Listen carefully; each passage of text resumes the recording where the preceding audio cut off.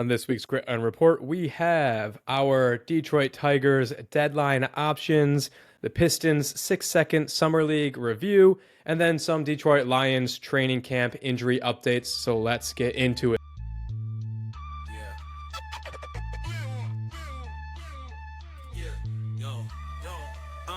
In the heart of the city where the lights grow dim, grit and grind every inch, every rim, from the underdogs rising to the legends that win. It's the grit iron report, let the games begin. Every highlight's a journey, roads paved with fire, sweat, tears, and hustle that never expire. From the rookies on the rise to the old hands retire, grit iron is the place for fans to conspire. Hustle on blast, beats thundering loud, champions are born from the roar of the crowd. The grit iron report, where the stories are proud. Well, welcome to the Grit Iron Report, your Lions First All Detroit Sports podcast presented by Mic Drop Studios. Today is Wednesday, July 23rd, and this is officially our Detroit Tigers trade deadline show. Kyle, even though it is somewhat still a little bit doom and gloom at the moment, we are, for the first time in many, many years, positioned to be buyers at this upcoming deadline. Yeah, it's a bit doom and gloom for sure, especially tonight with the boys. I think having just lost, I think hot off the press, lost 8-5 to the Pirates. So yeah, I mean the team seems like it's in a free fall right now. But yes, you're exactly right. It's not all doom and gloom. Before we start, I just want to say if my audio is once again a little bit different than normal, I'm on my phone right now on vacation once again. We don't vacation shame on this podcast, but I have been on vacation quite a bit this summer, so take that as you will. But I am in Outer Banks, North Carolina with my family, so sorry if the audio isn't perfect. But yes, the Tigers, no, it's not all doom and gloom. And really, I think if we can take some positives, Tyler, from the last couple weeks, it's that the team is still in a phenomenal position to have some really good success throughout the rest of the season. Yes, they are in a slump right now. Teams go in slumps all the time. I mean, you look at the Braves this year; they started like 1-10, and granted they're not a competing team right now, but teams go into slumps all the time. So the fact that the Tigers are doing it right now, midway through the season, it's not all doom and gloom. And for the first time in forever, not forever, but at least the last 10, 11 years, the Tigers are in a prime position to be buyers at the trade deadline, which I think is awesome, man. There are so many pitchers, both middle relievers, high leverage pitchers, and then also maybe a bat or two that that the Tigers can really target. And I would love to break it down right now because there are some juicy ones out there, juicy names out there that the Tigers can probably get for not selling the farm, maybe giving some mid-level prospects to get some really good pieces in return. So I'd love to break that down right now, Ty. Yeah, so how this is going to work, Kyle and I are going to go through a little bit, just kind of breakdown. We don't want to get too much in the weeds. We know that we want to keep it kind of high level because there's so many different guys and different routes we can go. So Kyle and I are going to break down some of the guys, the most commonly linked to Detroit guys. We did this kind of with the NBA draft. There's a number of guys, no matter what publication you're reading, a lot of times these guys are over and over and over again linked to Detroit. And it makes sense, right? There's a very obvious kind of three different spots that Detroit could try and fill. So we are going to break down a few of those guys that are commonly linked to Detroit, their numbers, kind of what we see in them, and then we will wrap up with kind of what we are like my perfect scenario, Kyle's perfect scenario, see kind of what we want to finish up with. Before we want to do that, I want to you brought up the slump and how teams slump and stuff. It is important to note as of Saturday, even though we were all kind of hoping that the All-Star break was coming at the perfect moment for the Tigers and that they would use it to take a second, take a breath, and come back this second half of the season. Just as we started the first half, it doesn't seem like that's going to be the case, but it does seem like a lot of these other World Series contending teams are also running through that same issue. So as of Saturday, obviously the Tigers have had a few games since then. I'm sure these other teams have as well. As of Saturday, other World Series contending teams in their last 10, the Tigers were 4-6 at the time. Obviously, they've lost a few since then. The Astros were 4-6. The Yankees were 5-5. The Mets were 4-6. The Dodgers were 2-8. The Phillies are 5-5. So we're not the only ones slumping right now. AJ Hinch was asked about this last week, about this slump that the Tigers are in. And he had pointed out that I think it was 2019 when the Astros won the World Series. That team went through 3 different 6-game losing streaks. So, like, it is a long season. You got to remember that and look at it a bigger picture. But at the same time, as I've said for weeks now, I press the panic button. The panic button on my end is broken. Like, it's broken into the table. I couldn't have hit it even longer or even harder. In their last 40 games, the Tigers are now 21 and 21, I believe, and there's will be 42 games. So they're after that hot season, they're starting to eat into that lead we had in these in the division a little bit. If you break it down month by month, runs scored versus runs allowed. In April, they had 124 runs scored, just to 79 runs allowed. In May, they had 150 runs scored and 105 runs allowed. June, they were getting even keeled there, 129 to 115. And then in July so far, again, not including today's game, as this was, I updated our show notes earlier today, it was 61 runs scored to 80 runs allowed. So a lot of that is built into that Mariners series in which we got just absolutely destroyed, but it's not a good sign. Like I am concerned that really this is kind of the team. Like is this Kyle? Is this a safe space? Safe space, real quick. This is a safe space. Come on, you know this. Go on, say your piece. I am worried we are entering Minnesota Twins from last year space. Well, the Minnesota Twins were not 60 and 40. I can guarantee They're that. not. Like, They're not. They were in first place in the division as of I believe it was August 16th. They were still in first place, and then they had just a colossal meltdown. Ended up coming in fourth in the division and missed the playoffs. I'm not saying it's that aggressive, like you said. We have built up quite a big lead here, and we're definitely eating into that. Like I said. But I'm concerned. I mean, you look at guys like Riley Green, who's on pace for 212 strikeouts, and we've talked about his strikeouts before.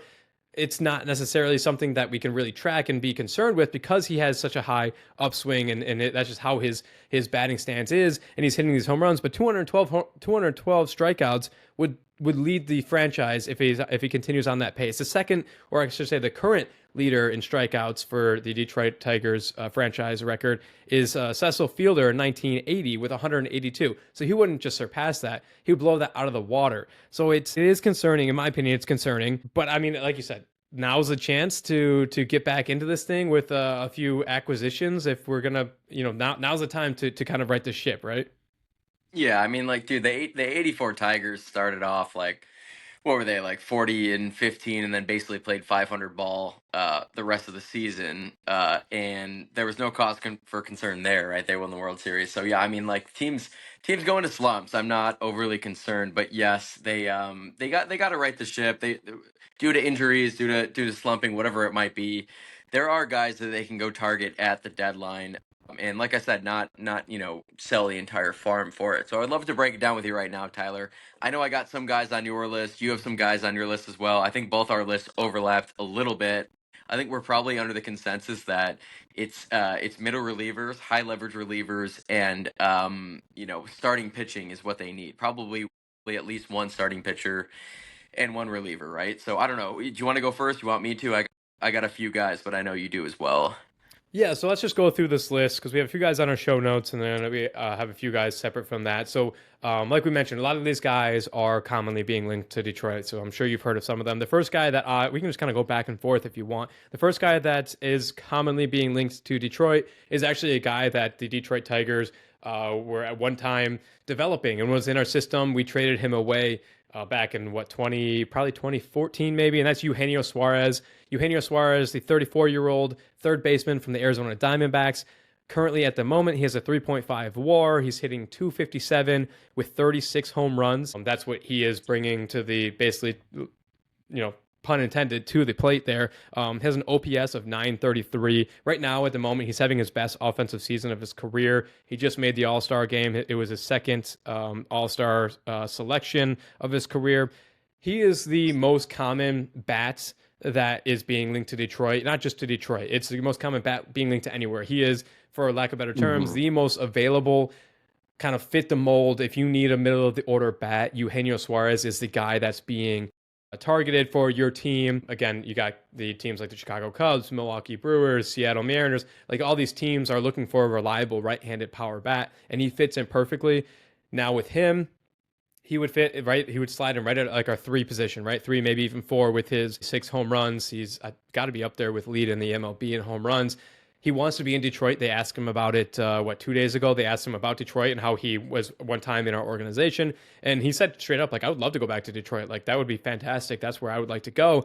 The issue with him is that, like I said, because he is the most logical bat for every team to kind of go and try and get, he's probably going to cost the most compared to some of these other guys, right? Yeah, he's going to be definitely costing them most. I don't know if he's going to, if they're going to have to give up a mid to high level prospect for it. I don't know, but I mean, he's 34 years old, so it can't be. Even though he's having one of his best seasons, it can't be. You're not going to be selling the farm to get him. I'm curious though. Like, yes, they quote unquote do need bats. They need pitchers a lot more, in my opinion. The pitching is where, I see some real gaps. And one guy in particular, from the Pirates, David Bednar, 30 years old. He's a stud, man. I mean, 2.38 ERA, south of a 1.1 WHIP. He has 46 strikeouts on the season, 14 saves. So he's he can be a high leverage reliever. He can be a closer. We don't really need a closer right now. We have Will Vest, but just to have another high leverage guy deep in the bullpen. I mean, this guy, he just seems like a guy that we can go get and still not sell that farm. You're not giving up like a McGonigal or a Clark to get a guy like Bednar. Like I said, 30 years old, righty from the Pirates. Like you can sauce maybe a mid level guy, maybe even a guy like Jace Jung, who was a high level prospect for the Tigers and now has obviously been in the league a little bit this year, a little bit last year, struggled a little bit. He's still a great prospect, but we know at least early this year it didn't work out for the Tigers. I'm not chirping Jace Jung or saying he's not going to be a good player in the future, but if you give up a guy like that, I don't think that's that big of a loss when you have so many other young guys in the farm system, so many young guys on the team. So going and shopping at Jace Jung, getting a guy like David Bednar from the Pirates, I think that's just it's really just going to bolster your back end of your bullpen. I think they need that badly right now. The bullpen is struggling, starting pitching is struggling. Like they need to go in and get some arms and really bolster this pitching staff if they want to make a deep run in the playoffs. Yeah, Bednar's interesting. So 30 years old, righty relief pitcher for the Pirates, like you said. 34 innings pitched this year, 2.38 ERA, just over a 1 WHIP. So we talk about OPS being batting and slugging for batters. WHIP for pitchers is walks plus hits per inning. So just as we're kind of going through these, and when it comes to WHIP, a less than 1 WHIP is really, really good. That basically means per inning you're giving up less on average, less than 1 walk slash hit per inning. 1 to like 1.3 is considered good, and then 1.3 to 1.5 is considered below average. Above 1.5 is really bad. So David Bednar has just over a 1 WHIP, which is pretty good. 46 strikeouts, 14 saves. Interesting with him because on the first day of April, he was optioned back to AAA, and then kind of he was called back up, and he's just bounced back to all-star form. He's striking out more than a third of his opposing batters, best walk rate of his career. So he's something that, like you said, 30 years old, is absolutely that swing and miss kind of guy. If you can get him for someone, and towards the end of this, I want to kind of pick at your brain to see where do we draw that line? Like what kind of and how high of a prospect are you willing to give up? If we're going to give up somebody like a Jace Young or something for a guy like David Bednar, I'm all for it. I think, like you said, bats are great, but I think swing and miss arms are more important. Yeah. Another guy that is commonly being linked to Detroit that is a swing and miss arm. If we're going to stay within the bullpen, there is Felix Bautista, nicknamed the Mountains, 285 monster of a human, 30-year-old righty relief pitcher from the Baltimore Orioles.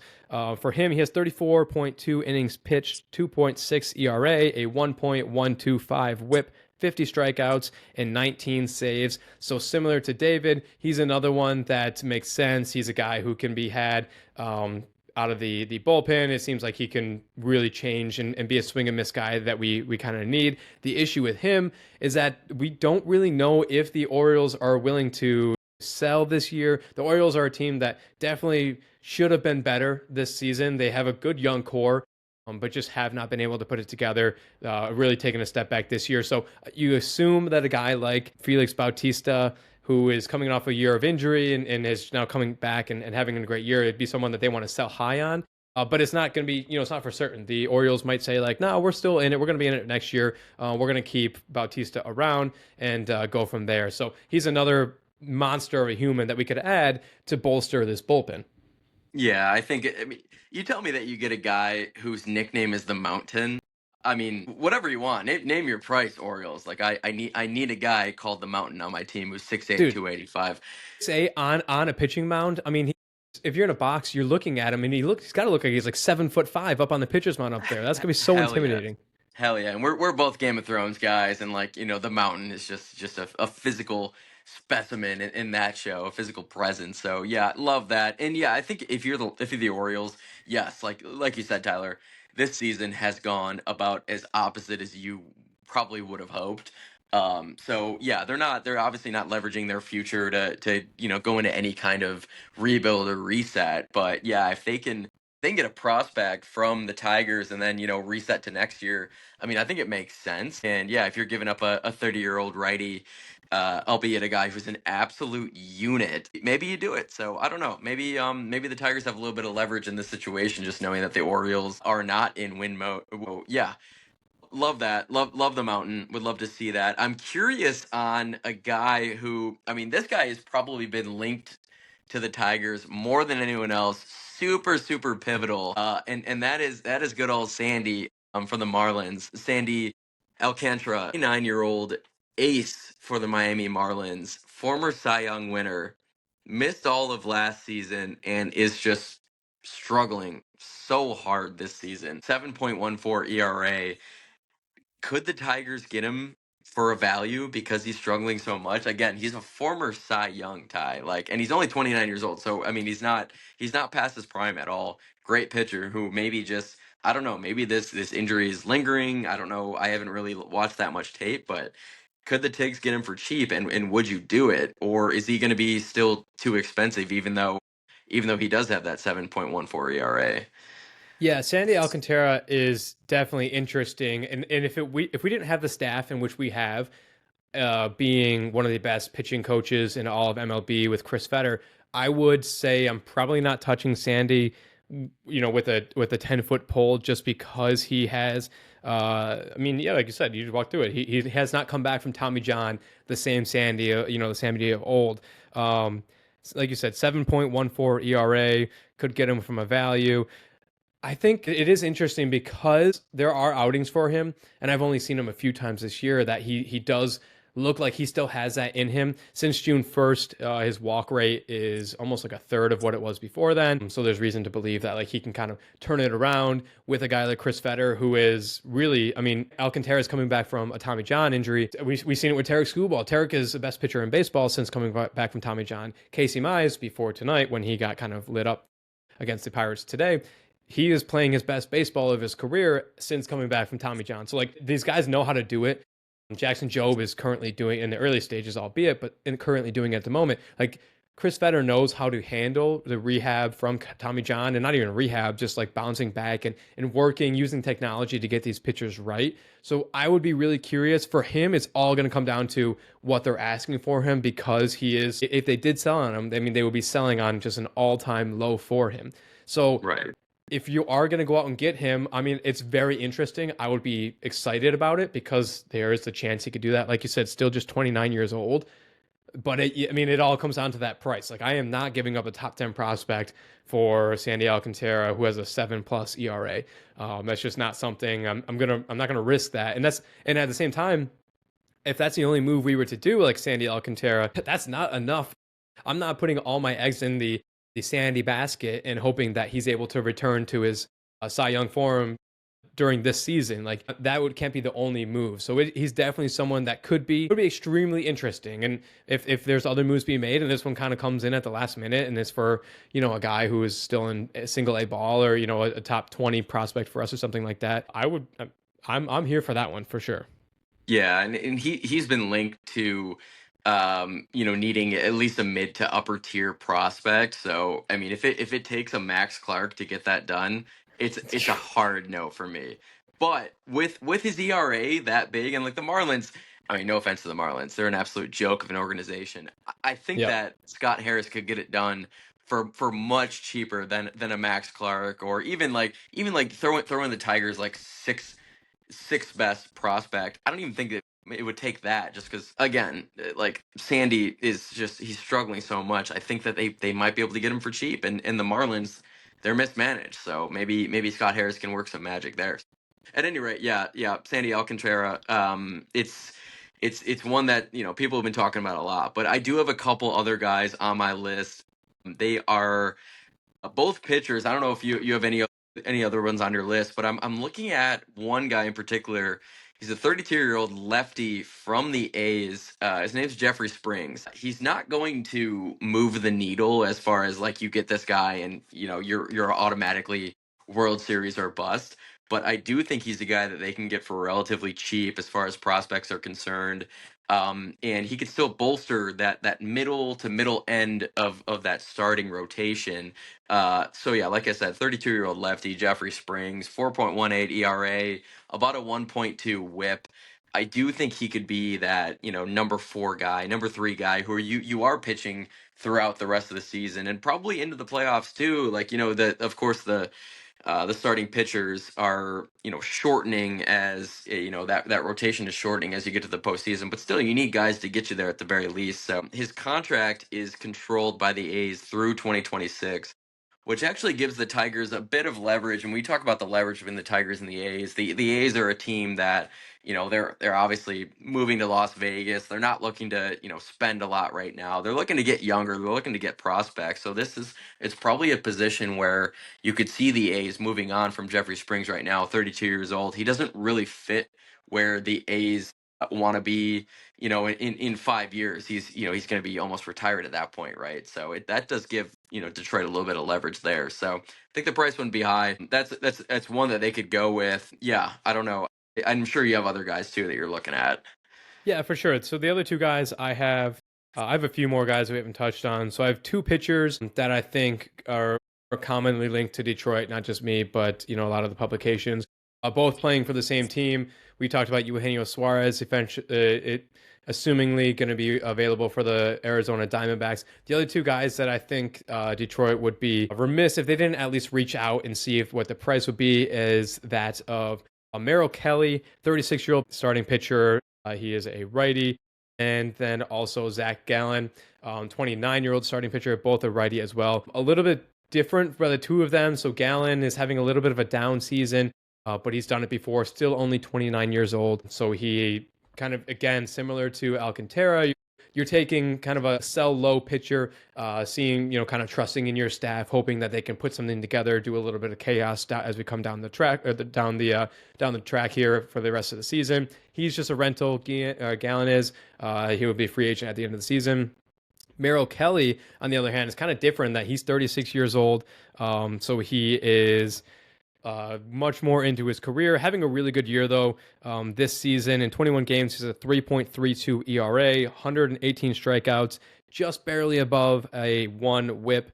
Again, walks and hits per inning. So he's somebody that is more proven, is having a good year this year, but just definitely much older than obviously the former there and the Diamondbacks position or the Diamondbacks rotation there. So he's going to come a lot, I think personally, a lot more expensive than Gallen just because he's having such a better, you know what you're getting in him. He's a really solid mid rotation, can be that 3 pitcher for you. But those are two guys that I think you're calling the Diamondbacks on all 3, Eugenio Suarez, Gallen, and Merrill Kelly. I think you're packaging as many of those 3 together as you can. And we'll get into our perfect scenario here in a minute. But I think those are 2 guys that you definitely need to call on. Yeah, I got just one more guy. Pete Fairbanks, which all-time name. Pete Fairbanks just seems like a guy that you could just go out and get a beer with. Like, yo, Pete, let's crush some beers with good old Fairbanks. But 31-year-old reliever from Tampa, 2.92 ERA, 1.162 WHIP, and I think he's a guy very similar to another guy that we were chatting about. Bednar from Pittsburgh, but I think it's a guy where you can get him for probably a mid-tier, maybe a mid to upper tier prospect. And again, you're not selling the farm for him too, because he is 31 years old, but he would be great rental for a team who's, yeah, again, looking to bolster the back end of that rotation in the bullpen there. So yeah, Pete Fairbanks, he's on my list too. But we talked about, you alluded to it a little bit, you hinted to it. Perfect scenarios. I'd love to hear it from you. What are the Tigs doing? What do they need? What trades are they going to make, and what are they going to give up to make those trades? So my perfect scenario, I think I mean, you have to call on all these guys. You have to call on bats. You have to call on pitchers. You have to call on everyone, starters, relievers, anyone that is made available. You got to call because it depending on the price. Like we said, there's a lot of guys that kind of have like what ifs and a lot of strings attached to them, so you never know whether something is going, somebody's going to suddenly become available for cheap. So I'm calling on all of them. I think in my perfect scenario, and I'm just pulling up the Tigers top prospects at the moment, because on top of Mhm. like the guys I want us to go after and get, I want to kind of just give the guys I'm not going above and beyond, I'm not touching. I think I want to go out and get at least one of, actually, no, I'm not going to say that. I'm going to say my perfect scenario is going out and get a package deal of Eugenio Suarez and Merrill Kelly. That's my perfect Mm. scenario. Do I think that's going to happen? I do not. I don't think Eugenio Suarez. I think there's a lot of guys out there or a lot of teams out there that are really interested in Eugenio Suarez. I don't think we're going to want to pony up what it's going to, because he's not like a perfect player. He's having an insane year with power. But I think just naturally, as I mentioned, he's like the one bat that like everyone could use. I think naturally the demand for him is going to drive that price up, in which I'm not willing to pay for Eugenio Suarez. His splits between righty and lefty pitchers is not as great as you want it to be. So I would love to add him. Unfortunately, I don't think that's going to be the case. I think we actually, in my perfect scenario, we're coming away with Eugenio Suarez and Merrill Kelly. Those are the two guys that we're coming away with. In the perfect scenario, you're throwing in Bednar in there as well, and so you get 1, 2, and 3, all the three positions you need. I think we're only going to come away with one reliever and or maybe one starting pitcher.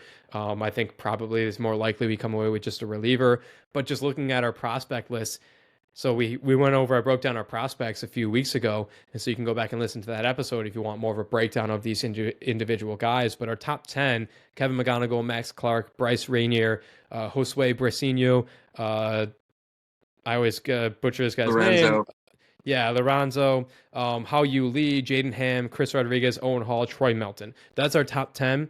I'm not willing to give up anyone in the top 5. Like don't call, they're untouchable. I'll hang up the phone Right. on you. I think I would be very willing to part ways with maybe How You Lee, who's having a really great year in AAA. I think I might have broken him down. I might have left him off the list when we were breaking down our prospects. How You Lee, I'm willing to kind of part ways with. You mentioned a great option in Chase Young. I think Chase Young, maybe there's a little bit of, stagnant development with him. I think there's a little bit of gridlock at the big league club there for him. So like if we're parting ways with a Chase Young, I'm definitely okay with that. I'm not touching a top 5. I'm okay with parting ways with a 10 to 7 top prospect, and then Yeah. maybe if need be a Chase Young or someone who is had a cup of coffee with the Tigers and just hasn't kind of put it together for us yet. It's interesting, and I'm fully aligned with you on what they got to give up to get these guys.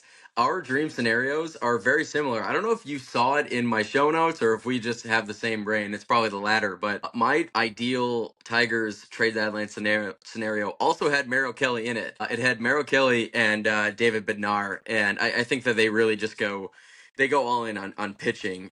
You talked about Merrill Kelly, but yeah, just really, I mean, bolster the bullpen with a high leverage late inning guy, another guy who can just give you those innings. Because I mean, as good as Canley was first half of the season, he's really struggled of late. And really, not that I'm like a baseball head at all. I don't pretend to know the ins and outs of it. But when we have a guy who just throws only changeups, it just seems like it's a recipe for disaster. Granted, we know with Canley, his changeups run two different ways, so really it's two different pitches, but still, it just seems like it's not a recipe that's going to work long term, and we have seen him get shelled as of late. So you need another guy at the end of the bullpen, really bolster that, and then also, like I said, those starting pitchers, having another guy who can be your number 3 guy and really just be a go to, which I think that Merrill Kelly can be. So Benar and Kelly there. So yeah, but I'm totally with you.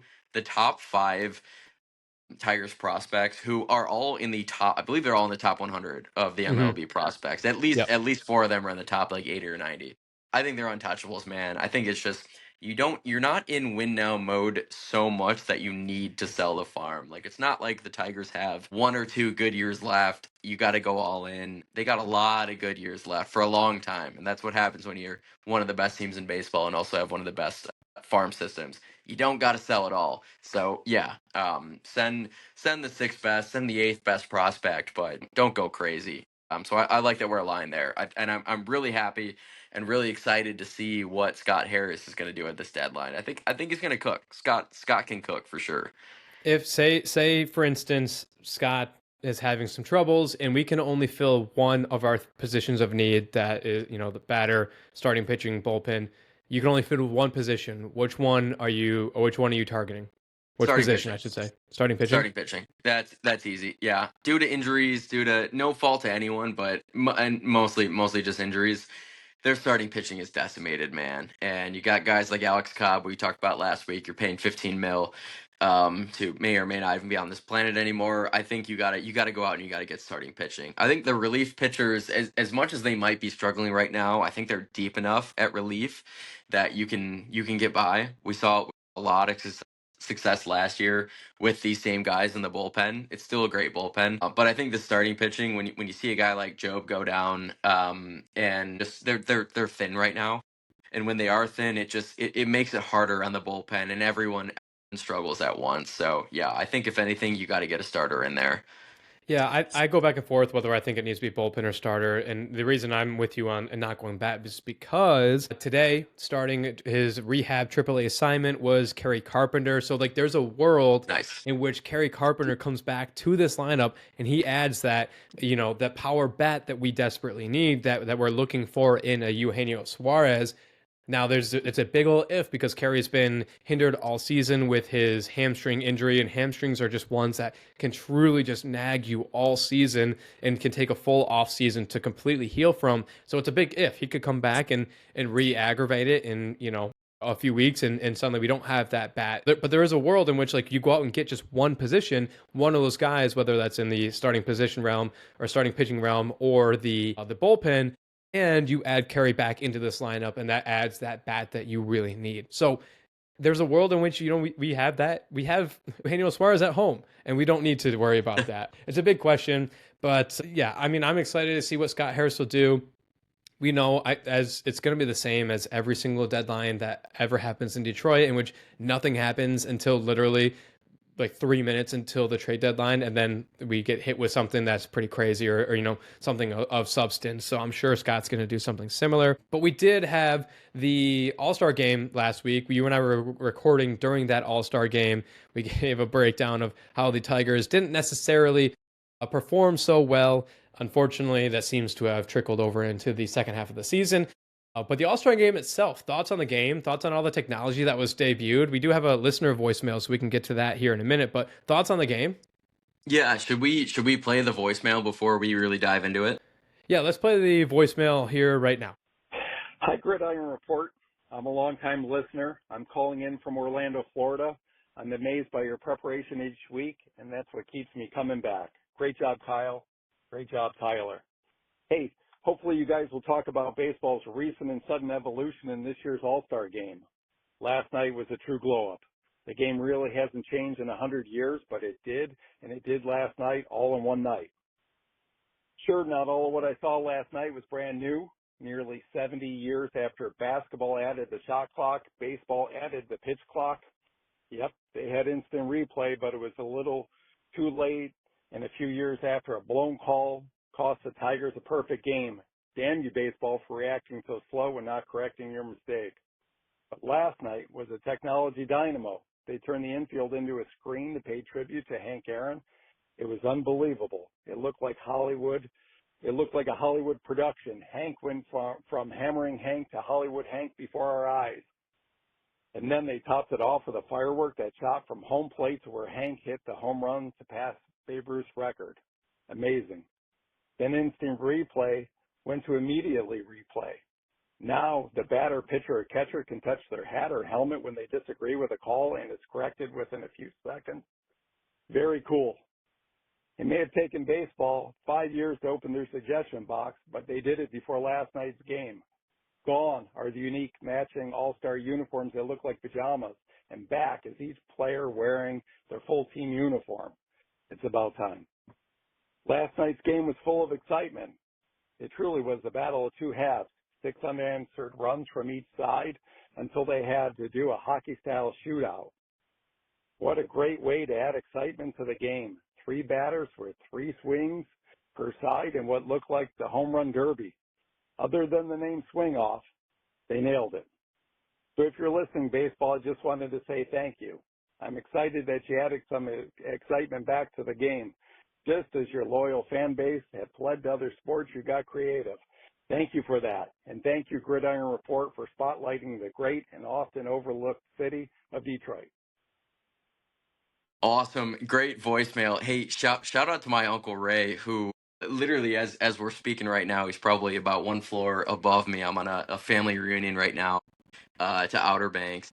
Great voicemail, Uncle Ray. And yeah, you're exactly right. I mean, the MLB All Star Game, it was electric, and we've talked about it before. But I think it is one of, if not the best, All Star games in all professional sports. Most of them suck ass, but this one it's always very good. And this one in particular, the game was fantastic. And yeah, both teams scoring 6 unanswered. It was sweet. The Tigers struggled, which sucks, but again, it's the All-Star game, and at the end of the day, it really doesn't matter. It was just awesome to see that many Tigers actually being included in the All-Star game. But yeah, Ray, I love that like you said, the MLB is constantly trying to change and to better itself. And for a sport that is quote unquote dying, baseball has been called a dying sport for a sport like that. They really are getting creative, and they really are improving the quality of the game, and really just the product that fans get to watch. I think it has improved a lot over the years. It's gotten quicker. Baseball was always talked about as being, a slow sport, a boring sport. Well, they hear that, and they're trying to get better, and we saw it, firsthand in the All Star game too, with some changes that potentially we could see it, in future seasons. We see it in the minors, we could see it in the majors. So it's awesome that we could see that in the All Star game. And really, dude, how awesome was that ending? I love the ending. I know. So you're referring to the swing off, and thanks Ray for the voicemail there. I know it was polarizing. A lot of people online didn't like the swing off. I I I just don't. I didn't like it for one reason alone, and that's because like I just disagreed with the guys that were put out there specifically for the AL. Like I feel like you definitely should have gone with guys like Aaron Judge, who is leading, if not the second most home runs in MLB. Like I feel like they should have went with different guys.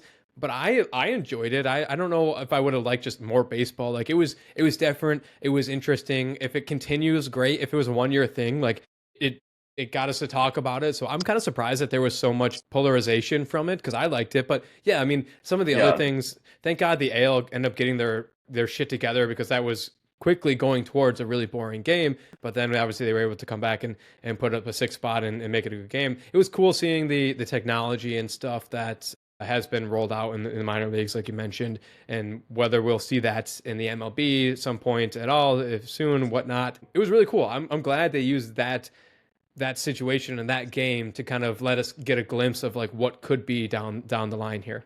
Did you hear why guys like Otani and Judge were not involved in that swing off? Did you hear the reason? No, I have not heard. It's because they weren't there. They were already on planes going home. Really? Which I totally get. This All Star break, especially for guys who actually compete in the All Star game, like the break is extremely short for them. After the game's over, they only have like a game, to have to themselves. Then gotta go back to their teams, right? So yeah, Otani at least, and this is, I mean, I guess I didn't quite confirm this, but I've heard that they were both on planes already home. All of the guys who are out of the game, and they know that the game's over, and they know that they're not going to be they don't have a chance of being the All-Star game MVP. They bounce. So I think both those games were gone. That's why they weren't in the swing Nah, off. Scuba was there. He changed into his streets and he was there in the dugout cheering on his boys. So hey, I mean, what's that say about your guys, huh? That means Scoop was that dog. Yeah.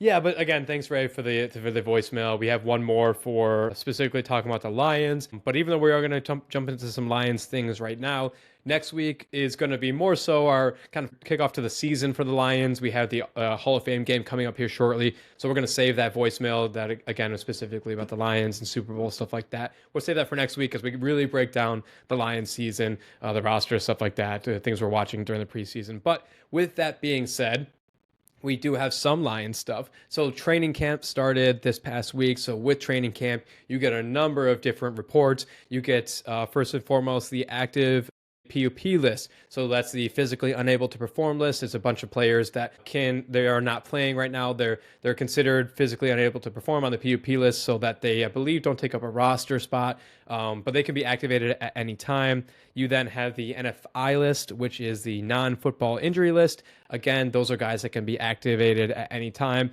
And then finally, you have the reserve PUP, physically unable to perform list. Those are the guys that are long-term out. They have to sit out for at least the first 4 games. So you have a number of, the teams are getting these guys on different lists and stuff like that. And a lot of times, fans such as ourselves, we find out different names that we had no idea they were even injured, and they show up on this list as the season starts. So Detroit came out with their list. I'll just go through these real quick and we can give kind of our thoughts. And then there's a few other storylines to follow during training camp. So the active PUP list. So again, these are guys that likely had some sort of procedure over the offseason, maybe tweaked something really recently. So they are not performing and not playing at the moment, but they can be activated at any time. You have Taylor Decker, who was kind of a surprise addition to this list. Miles Frazier, Aleem McNeil, Makai Wingo, Malcolm Rodriguez, and then Khalil Dorsey. On the NFI, the non-football injury list, again, these guys can come back at any time as well.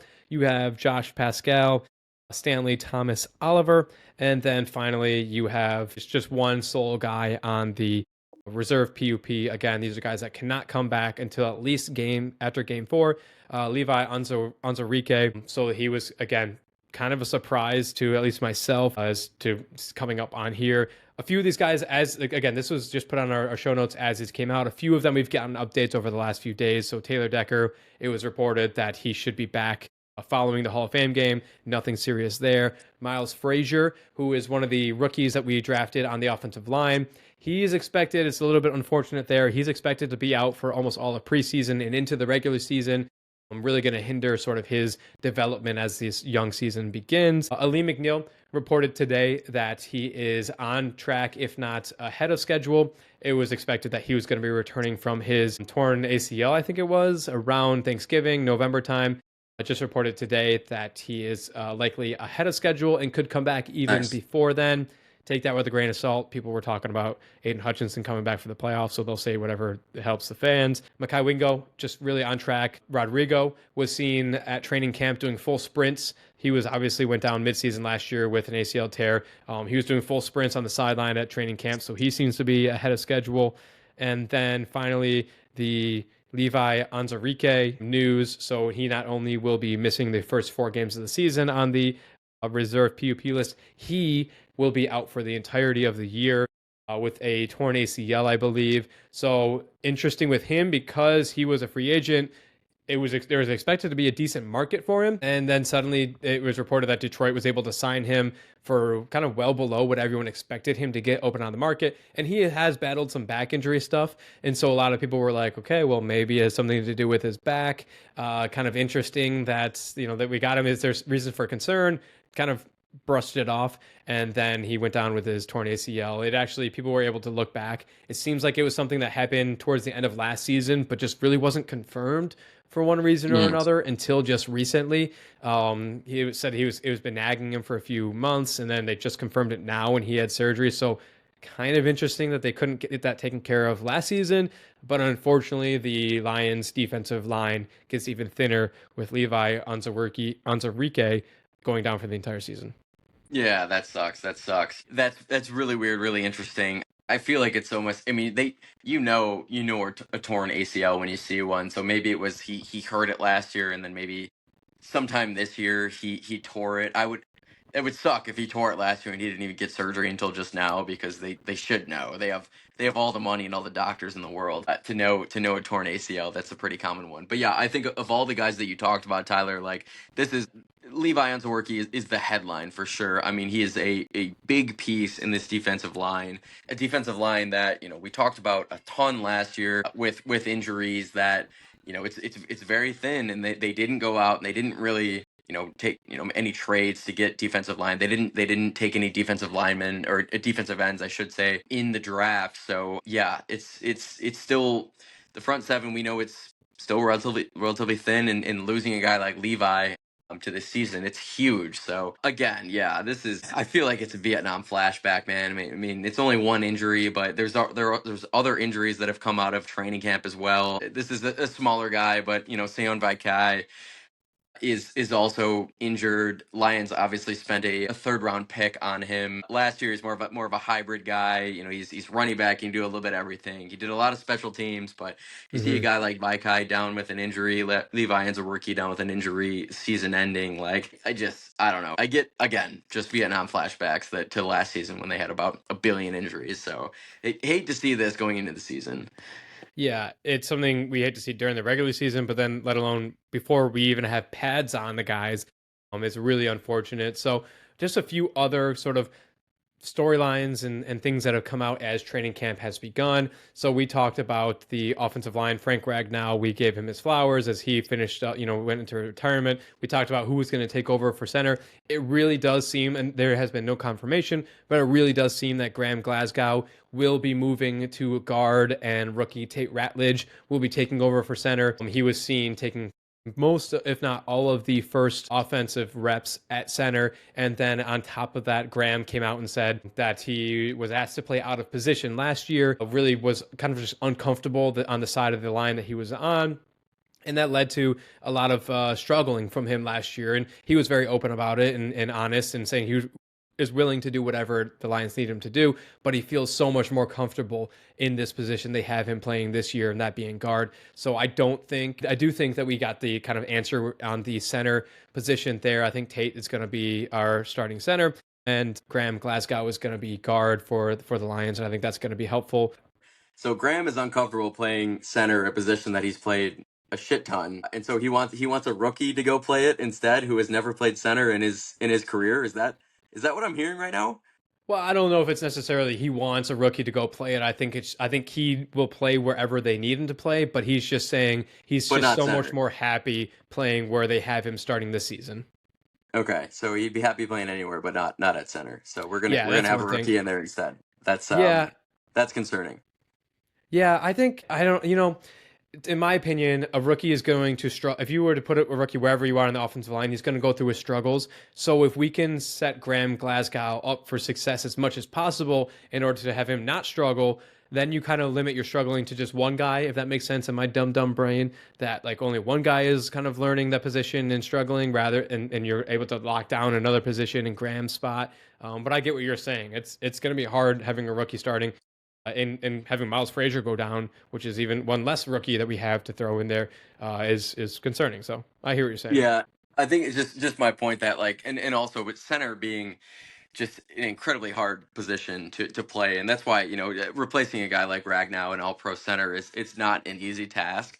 And I would just be, for me, I feel so much better knowing that a guy like Graham Glasgow has played a lot of center, or at least a decent amount of center in the league, versus a guy like Tate Rutledge, who not only is he a rookie, but he's not a center. He played other, he was interior offensive lineman in college, but didn't play center. So to have Hmm. him, a brand new position, a very difficult position at that, it's concerning to me. I'm hitting the panic button hard there.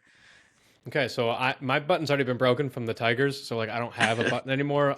If I did, I'd be hovering over it. I'm not hitting it, I don't think, that's called balance in a podcast for you and I. So moving just right along with some of these other mini camp and training camp storylines. So you have Alex Anzalone, fully recovered from his broken forearm. He was a participant in training camp and then went down with a quad injury. Now, this not been confirmed or denied. Quad injuries are often sometimes something that players hide behind while they're going through a contract dispute. Alex Anzalone is currently going through a contract dispute. He feels, and he was very vocal today with the Detroit Free Press, that he is underpaid at the position. I would tend to agree with him. I think most people would. We love him here in Detroit. He literally said, I would like to retire here. I'm disappointed with how that I haven't gotten a long-term deal figured out. I don't necessarily think it's all. And I think the front office is doing their due diligence, but it's likely that he's out with a hamstring injury, quote unquote, out with a hamstring injury, just while they figure this contract stuff out. Enzo is one of the first guys we got here when we started this turnaround. He is already on his second contract with the Lions. He's getting up there in age, so I get the hesitancy that the front office is having, but he's a guy. You think back to Hard Knocks, and our running backs coach was like to Dan Campbell, like, we can't cut Craig. Like, Craig is everything we preach, and he's one of our guys. Like, that, you're gonna hurt morale if we cut Craig. Same thing with Anzalone. Like, it's Jack Campbell's defense. He's gonna be a guy with the green dot out there. It's his defense, but like Anzalone is still no slump. No slump. I mean, he is still a fantastic player, but Yeah. he's shown what this team is and what this city is. Like, he's a guy you have to pay and keep around, in my opinion. So he's down Yes. with that injury, but hopefully they can just get his contract figured out and he can be good to go. I'm totally with you there. Anzalone, he has earned any contract that he's due. I mean, of course, don't give him the world, right? Like, I mean, it's got to be within reason, but I do think he's totally earned it. And we saw it last year. I mean, he's the heart and soul of the team. It's not just Mm-hmm. last year. It's been for years now. But he went down with an injury, comes back. I mean, it was a broken he broke his arm, comes back in like Yeah. 4 weeks. Yeah, and yeah, the defense that was decimated last year is noticeably better with him on the field. That's not a coincidence. That's Anzalone. He's one of your captains of the defense. I think they should pay him.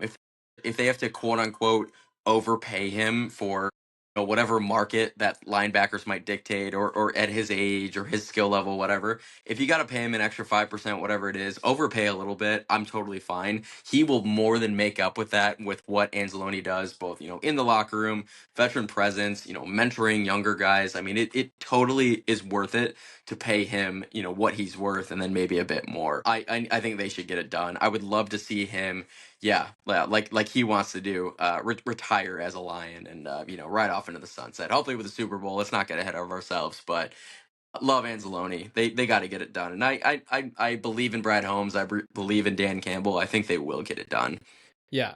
Brad Holmes, I'm looking at you. Get this done before next week. I don't want to have to come on here Yeah, again and have this discussion about Anzalone still holding out or having his hamstring injury. Get this done. This is a culture signing. Got to do it. There's just things yeah. they're non-debatable. Got to do it. So Culture sign. quick, I love that culture signing. This is an absolute culture signing, and for a team that loves culture, you got to do it. 100%. He is what you preach. You got to do it. So good to see him at least back. He came back for the day. Again, a lot of times they go down with an injury like this as they go through that. The only other kind of storyline we have in training camp is that apparently is getting pretty physical down there in Allen Park. The defense has had to be warned multiple times today that they don't have pads on to decrease the intensity a little bit. Dan Campbell had to kick a guy out of practice, which I think is a little bit dry. Like, I don't know how I feel about that, but Dan Campbell apparently had to go over the loudspeaker multiple times during today's training camp and tell them to take it down a notch. We don't have pads on. We're not tackling. It's not full contact. So take a chill pill. And they didn't listen. So he had to kick a guy out of practice. So the boys are ready. The boys are absolutely itching for contact. God, why can't Hard Knocks be in Detroit right now? Like, do we have footage of that? I haven't seen footage. I'm praying we get some footage of that. That's I haven't seen man. one, and it's a guy. It's a DB. I don't remember his name. He is not. If he is going to make the team, it's going to be a depth piece. Was the guy who ended up being kicked out of practice. So hopefully he wasn't going too hard on any of our first line. I mean, first offensive guys. I mean, I don't know how I feel about that. Yeah, I mean, shit, I don't know. I mean, a little bit of chippiness, assuming they're not being like dirty or anything, not leading to injuries. You got to have some chippiness, some fighting, yeah, in especially like early in training camp. So yeah, honestly, I'm all for it. Yeah, so as the next few days come and go, we'll get more stories from training camp. We'll get more injuries to pop up, more guys being back from injuries. So we will collect all of those and bring those to you guys next week. Again, this week is more so about the Tigers deadline and a little bit of Lions. Next week will probably be the opposite. It'll be mostly Lions stuff with some deadline. Maybe if we get any updates or anything with the Tigers deadline there. So we'll probably flip-flop those. And we will start kicking off our Lions. I mean, we're Lions first podcast. We got to start getting into these Lions stuff. We're approaching on our 1 year anniversary as a podcast, so we got to start getting back into our bread and butter here. But we're almost at an hour. Let's get into some grit of the week and then wrap up the show. You want to kick us off? Yeah, let's do it, man. Before we get to grid of the week, just want to just echo what you said. I mean, we're Lions First podcast. We're itching for football season. I know all the listeners are itching for football season. We're gonna bring you some awesome content throughout this fall, and hopefully a bunch of Lions wins. So yeah, we are pumped for that. But yeah, grid of the week. I can kick us off. I'm going a random route here, and I was kind of maybe grasping at straws a little bit. Where do I want to go with grid of the week when, the only major sports you have on right now, MLB, your Tigers are just abysmal. I Hmm. can't even, I count on one finger how many wins they've had in the last couple of weeks. So where do I go? I'm sticking with the Tigers. I'm going with a guy probably no one's heard of unless you really follow the team. He's a guy who's actually starting tomorrow, today, as you're listening. Troy Melton. Grid of the week to you, Troy Melton. Tigers number 10 prospect, number 3 pitching prospect.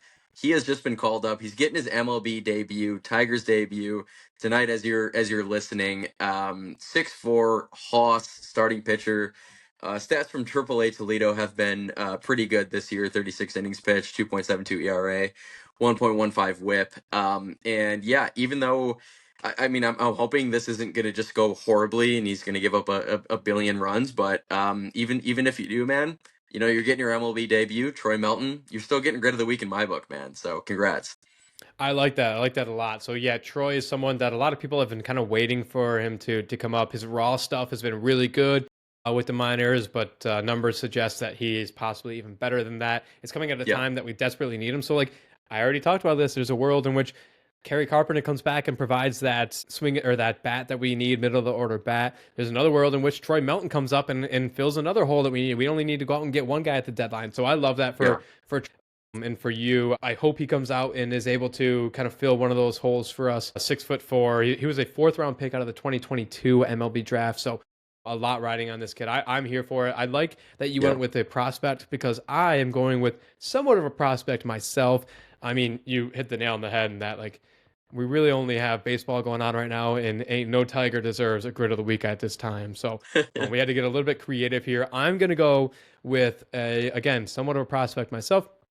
Porter Martone. Porter Martone, the sixth overall draft pick by the Philadelphia Flyers in the 2025 NHL draft, just committed to the Yes. Michigan State Spartans. So it's just coming off of just a few weeks ago. We had the likely number one overall prospect swerve the Spartans and sign with the Penn State Nittany Lions. Kind of eases the pain a little bit here with Martone. He had 37 goals, 61 assists in 57 games playing as a captain for the Brampton Steelheads in the OHL this past season. 6'3", 205-pound forward. Again, he was the sixth overall draft pick by the Flyers, coming to Michigan State, adding on to already, what is widely considered a top 5 college hockey team and an upcoming Oh program. yeah. We're missing a lot of guys. We just got word that Isaac Howard will not be returning, so we're going to need to fill some spaces and some positions there. So I think Martone is going to ease that transition a little bit. He's getting my grid of the week for signing with the Spartans. I love that, man. And yeah, Port Martone, come on down, man. I mean, that recruiting class is just insane. I think they have 3 guys drafted in the first round. I think 6 guys drafted in the first 2 or 3 rounds in the NHL draft that are playing for Michigan State. So yeah, they're just absolutely loaded. Yeah, it sucks to hear or to the news about Iceman, but I mean it makes perfect sense. Really, that guy he should have been gone. Hobie Baker.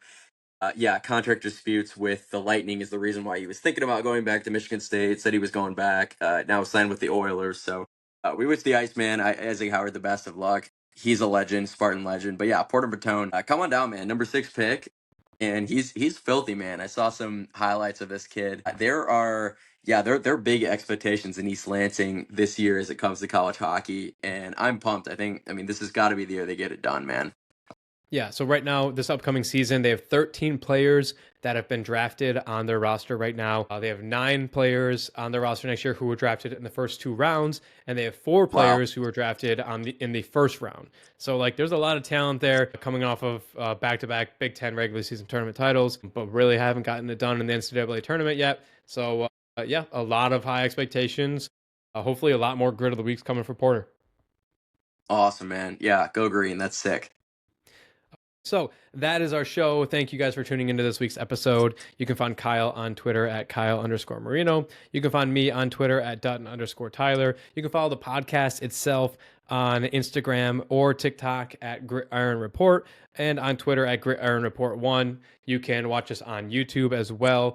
We are going live each and every week with these episodes. Finally, join the conversation next week by calling into the Gridiron Report voicemail for us to play and discuss on the podcast. That number is 313-306-7939. And if you like this episode, please take a moment to rate it 5 stars and leave us a nice little review saying so. We really appreciate you guys joining us each week. So, Thanks, y'all. There you have it. Restore the roar. It's a journey, roads paved with fire, sweat, tears, and hustle that never expire. From the rookies on the rise to the old hands retired. Grit iron is the place for fans to conspire. Hustle on, blast beats, thunder and loud. Champions are born from the roar of the crowd. The Gridiron Report, where the stories are proud. Tune in, bring the heat, make your fandom a vow.